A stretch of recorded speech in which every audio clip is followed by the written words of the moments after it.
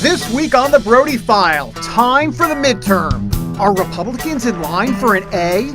And will Democrats fail? Analysis on the way. Plus, the fight to protect religious liberty in America.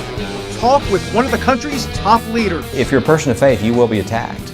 So you need to make up your mind on whether you're going to stand for your faith or not. Also, Rick Santorum is here, and our Brody File inquiring mind wants to know if he's going to take the presidential plunge. We need someone that can excite the Republican base, who's not ashamed of what we believe in, who's willing to go and play offense on those issues, not just play defense. I'm sick and tired of supporting presidential candidates who want to play on half the field. The Brody File has a full tank. Rev up the engine, folks. We're next.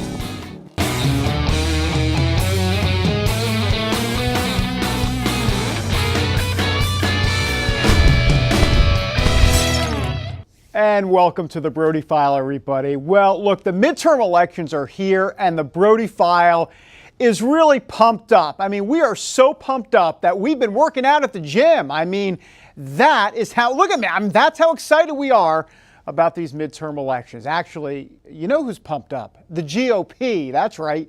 Time for one last check on the Brody File's current midterm grades.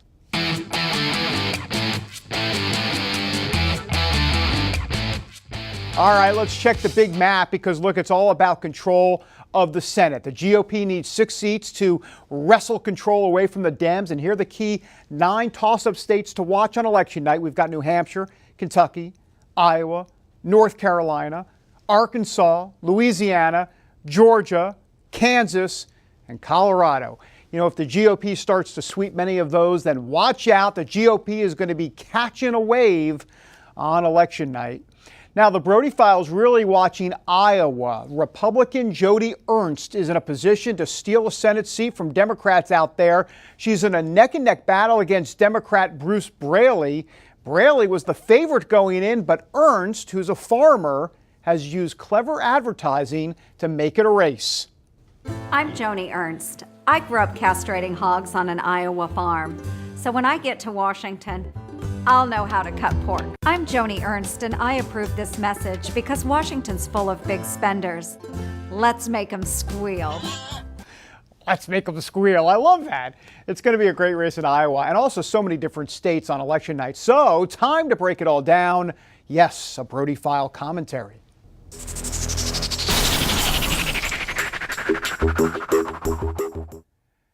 All right, look, I know, you can't wait for midterm election night. I mean, you're canceling date night, you're putting the kids to bed early so you can have complete concentration. All right, I'm being a little sarcastic, but folks, the stakes are high. If the GOP takes back the Senate, then President Obama's legislative agenda is stopped dead in its tracks. That's it, kaput. He's officially lame duck. So on election night, the Brody File is going to be looking at 2 very important races. Now, we mentioned Iowa, but here are a couple other states to keep your eye on. North Carolina and Kansas. So first of all, in the Tar Heel state, the night will prove disastrous if Democrat Senator Kay Hagan goes down to defeat. She is the one Democrats are counting on to win, despite Obama's nasty approval rating down in that state. Then there is Kansas. Republican Senator Pat Roberts is going to need to win if Republicans have any hopes of taking back the Senate. Now, Roberts is in trouble, but he can win. It's close. So if both the North Carolina and Kansas Senate races go in the GOP win column, then Democrats might want to head to the local CVS because I hear, this is the rumor on the street, they're running a great special on Excedrin and Pepto-Bismol, and the Democrats are going to need it. All right, look, if that wasn't enough, you can get updates on our election coverage on cbnnews.com, including alerts with the CBN News app and email. We are so hip, we're digital first, are we not? The CBN News crew, myself included, will also be posted on Facebook, Twitter. Coverage on election night will start at 7 p.m. and go until I fall asleep or something along those lines. All right, now to a story that grabbed international headlines. Evangelicals everywhere were none too happy when Houston Mayor Anise Parker subpoenaed the sermons of 5 local pastors. Now, the subpoena demanded that they turn over those sermons that made mention of homosexuality. Well, the mayor has since backed away from the subpoena because folks in the evangelical community joined together and they put a stop to the attack. Many are saying the real time to fight is now, and other evangelical heavy hitters have joined the battle. For example, Duck Power, that's right. Duck Dynasty patriarch Phil Robertson is sending his mighty duck call, wah, wah, wah. Is that a duck call? Anyway, to support the pastors. He's joining former Arkansas Governor Mike Huckabee for an event. It's dubbed I Stand Sunday. The event organizers are calling on evangelicals to gather there in Houston and stand against political intimidation. This fight over religious liberty, by the way, will require pastors to stand up and for evangelical voters to stand up as well. However, there is a guy on the front lines of this battle, and he's been fighting this for decades. His name, Kelly Shackelford. He's head of Liberty Institute down in Texas. This issue is his bread and butter. He's been litigating these types of cases in court for years. We spoke to him recently about this disturbing trend against religious liberty. The attack on religious liberty is beyond what anybody has ever seen in this country right now. I mean, as a guy who's been doing these cases for 25 years, I can tell you that it's not only is it increasing, but it's increasing at exponential rates of the attacks. And so the message I would like to get to people is sort of good news. If you're a person of faith, you will be attacked. So you need to make up your mind on whether you're going to stand for your faith or not. But the good news is this country was founded by people who got on boats and came over here because of religious freedom. So the law, the history, the heritage, it's on your side if you're willing to stand up. And that's really what it's about. The future of our country really is being tested right now, because I mean, if you take away religious freedom, I mean, that's the core of why the country was founded. And I think there's a test now. Are people willing to stand up for it? You've been doing this a long time, and you just talked about how exponentially you've been seeing more cases. This is just, it's out of control. So what do you attribute that to? I mean, is this just a deterioration of the culture? Where does same-sex marriage play into all of this? Because you got the florist, you got the baker, the candlestick maker. I mean, you got them all. What exactly is going on here? Well, I mean, I think what you said is exactly right. I mean, the culture is moving away from God. And as the culture moves away from a Judeo-Christian, mindset, there is either hostility or just complete apathy for religious freedom. They don't appreciate it. And so the attacks are increasing because people either are anti-religious or they just don't get the importance. And it's really odd because people who, if you ever let the government get in between you and your conscience, which is what religious freedom is ultimately about, even people who don't believe in God, the government's going to be between their conscience and their freedom as well. So if you lose religious freedom, you will lose all your freedom. And sometimes people who aren't of faith don't get that. Some sage advice from Kelly Shackelford here on the Brody File. All right, up next, our good friend Rick Santorum is with us. Is he going to run for president? The Brody File pesters him with that question when we come back.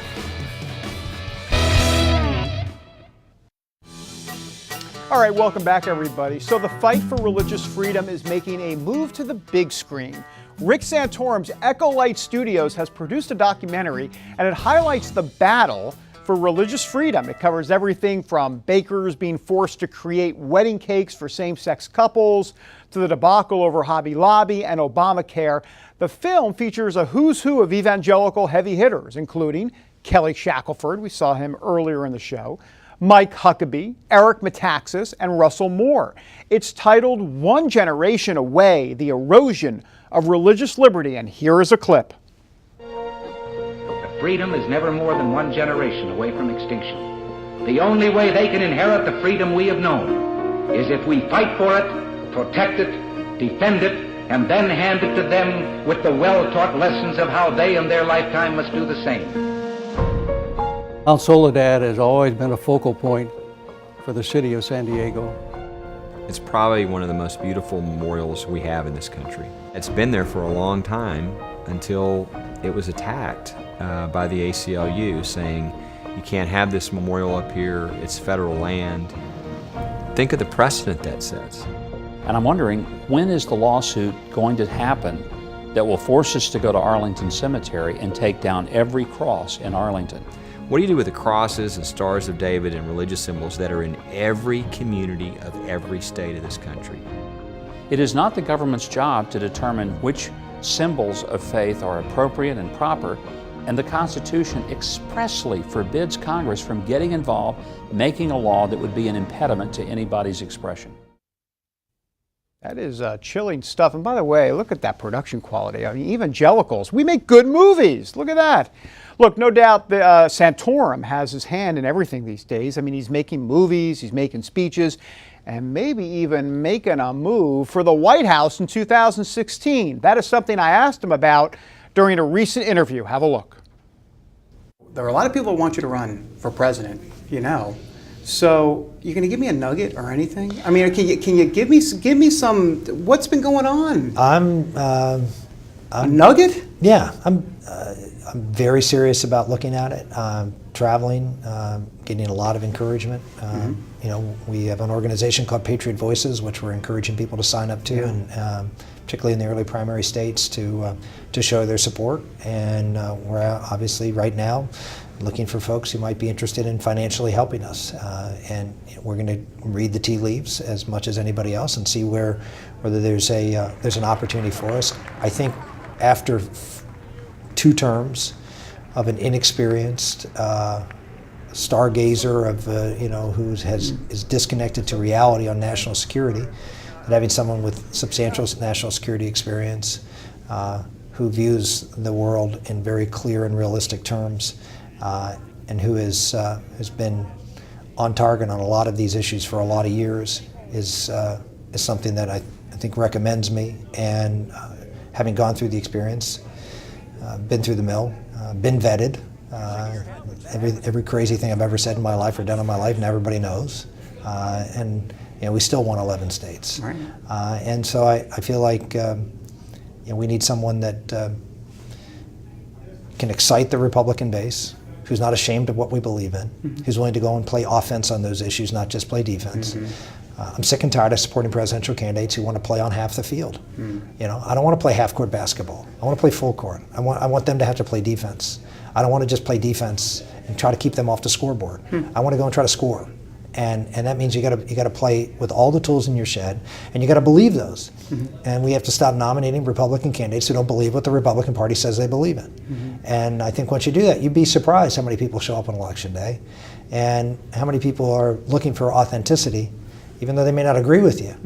They know at least you believe what you say you believe, and that's a good start for a president. I love it. He has all these basketball. He's like full court defense. No, what do you say? He wants to play full court basketball.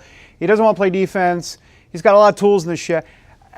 He's got a shot. I mean, that's Rick Santorum on the Brody File. Yet again, definitely sounding like a man who's going to run for president. All right, look, when we come back, what about some of the other potential presidential contenders? We take a look at a few of the men who still may make a move for the White House. Back in a moment. And welcome back to the Brody File. As you know, we like to cover faith and politics on the show. This time, though, we're going to take a look at faith and political correctness. Correctness. What am I saying? And who better than to do that? Well, that's right. You guessed it. She's back, and she's the church lady.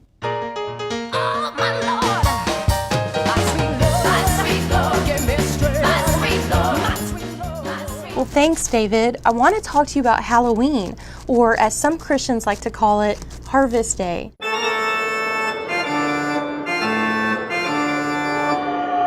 So, how should Christians celebrate a holiday which originated in paganism? Well, actor Kirk Cameron has some advice for you. He said, Christians should have the biggest Halloween party on your block.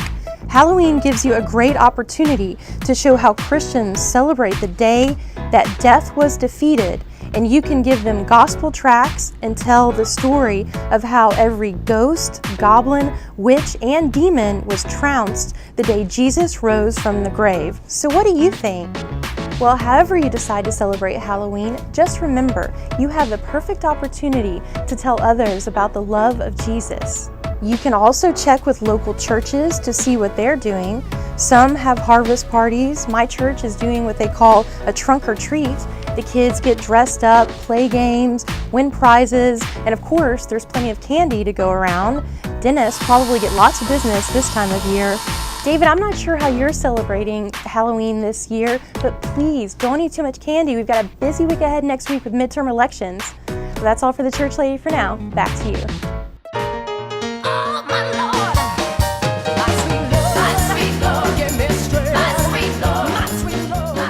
Tracy Winborn, the church lady, getting paid extra for that. Well, I don't know if that's really true. All right, coming next, is Jeb Bush going to run for president?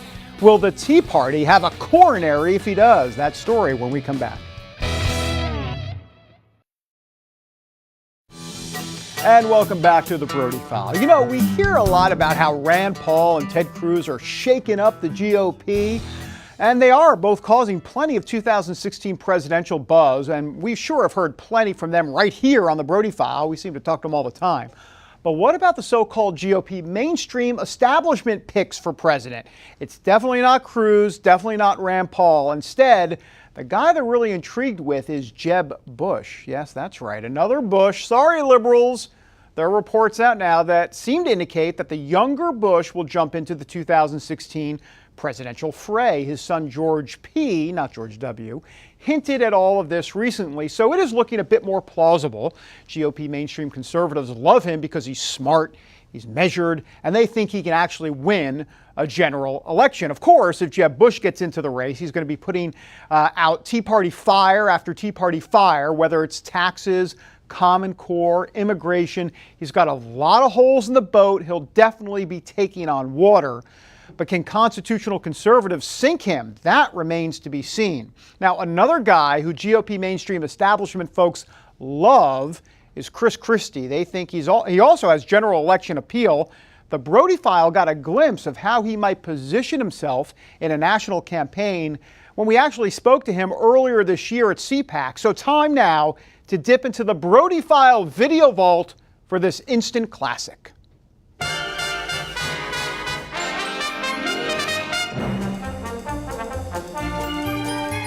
It's when they see you get votes from folks in a blue state, like we got 61% of the vote last November, and 51% of the Hispanic vote, 21% of the African American vote, they say, well, you can't possibly be conservative. You know, they just look at the record. We've cut spending, we've cut taxes, 6,000 fewer state employees, reformed pensions and benefits. These are all things that conservatives stand for, while at the same time being the first pro-life governor since Roe versus Wade in New Jersey, which they said no one pro-life could ever get elected statewide in New Jersey. This is the media continuing to try to put forward a myth. And so we're just going to continue to talk about our record and let people know that if conservatives talk about what we're for, people listen and they vote for us. When we talk all the time about what we're against, they block us out. We've got to go into places and campaign in places where we're uncomfortable.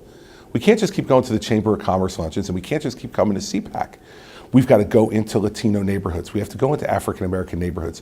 You know, my percentage of the vote among the African American community in New Jersey went from 7% in 2009 to 21% in 2013. I had a woman who came up to me in Orange to say hello, at a predominantly African American city in our state when I was campaigning for re-election. And a reporter asked her afterwards, who are you voting for? She said, I'm voting for the governor. I said, why? She goes, because he was the first Republican I've ever seen walk down the street, and I've lived here my whole life. You know, we need to show up, we need to be respectful and listen. Chris Christie on the Brody File. By the way, he gets more points from the Brody File because he's a Mets fan. We love the Mets here at the Brody File.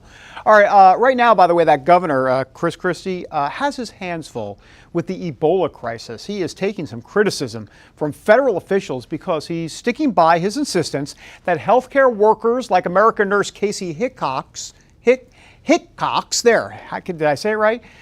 Who have worked in Ebola-stricken countries, that they be quarantined for 21 days when they come back to New Jersey. The reason she was put in the hospital in the first place was because she was running a high fever and was symptomatic. So, you know, if you live in New Jersey, we'll quarantine you in your home. That's always been the policy. If you live outside the state and you're symptomatic, we're not letting you go onto public transportation. It makes no common sense. The minute she was no longer symptomatic, she was released. And that's a common sense approach that the federal government wasn't taking, that we took first in New Jersey and New York, has now been adopted by Chicago, has now been adopted by Maryland. As I said yesterday on the news, this will become the national policy because it's smart, tough, common sense policy.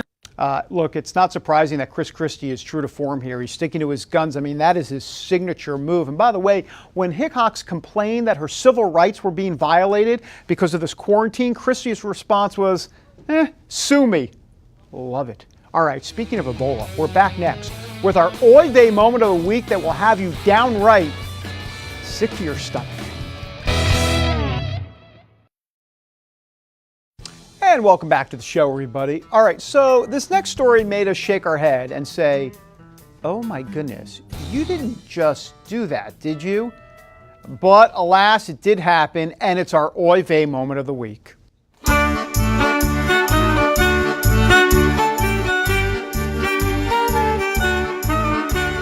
we have a story now for you that passes the legality test for sure, but it fails the poor taste test. How about this for Halloween decorations? A man from Dallas, Texas decided to decorate his house Ebola style. Unbelievable. This guy put up barrels next to his house and it said biohazard on the barrel. And he surrounded his yard with yellow caution tape. He also put white tape on his doors and windows and marked it a quarantine zone. Hysterical. Really, really funny. I mean, really? Forget about too soon. How about not at all? I mean, oi gewalt. The homeowners say it's just an all fun, it's just in good fun. That's all he said. And the Brody file says, sorry, not funny. Actually, it's the opposite of funny, so that would be unfunny. And it's not hilarious, that would be unhilarious. And it's not witty, that would be, that's right, unwitty. That does it for us. Have a great week. God bless. Don't forget to vote this coming week. Midterm elections. Ho-ho. See ya. Bye-bye.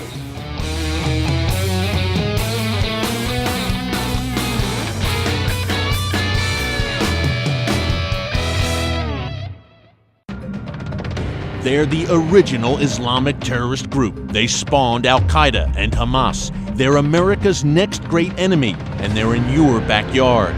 If you want to understand the war on terror, you must first understand the Muslim Brotherhood. Pick up my new book, The Brotherhood, America's Next Great Enemy. Available at Amazon.com, Barnes & Noble, and wherever books are sold from coast to coast.